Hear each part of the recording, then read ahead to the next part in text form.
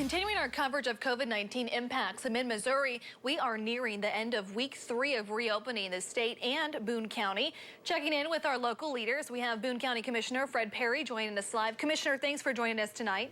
Good evening. Good to be with you, Deborah. Thanks. So overall, how are things going in the county as we enter towards the end of week 3? You know, it's been a great week. I think things are looking up. We see some light at the end of the tunnel, which is great. And, you know, we had a great meeting with the health director yesterday, and she gave us a sneak peek at the health order that will go into effect next Tuesday. And I'm very encouraged by that. I think she's trying to be as proactive as she can, and while balancing the needs of the local healthcare community. So I think we're back on track. Sure. Can you kind of give us a sneak peek of what some of those next steps will look like? Well, it's divided into 3 different phases that really take us through the summer. So we go from June 22nd or May 22nd to June 22nd, and then June 22nd to July 24th. And we start to double our occupancy in the first phase, and we start to remove some of the restrictions. We open up some of the recreational areas that people have missed so much. And so I don't want to give away all of it, Sure. but it's headed in the right direction. And I think the health director is making a very good effort at not only communicating with everybody, but also working with the business community to get things back open in a safe and responsible manner. Absolutely. And speaking of businesses and just unemployment, of course, some of those new numbers came out today.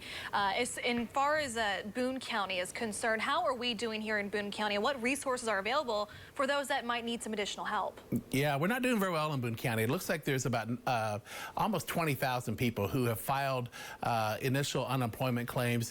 And, I know that I talked with the governor on Monday about putting together some kind of rapid response team from the Department of Economic Development. But really, we as a community are going to have to take some ownership of it and do everything we can to help get some of these small businesses reopened and get some business going back their way so we can kind of stimulate the local economy and get some of these folks back to work. It's going to take some time, but we're going to have to do an awful lot of this just on our own.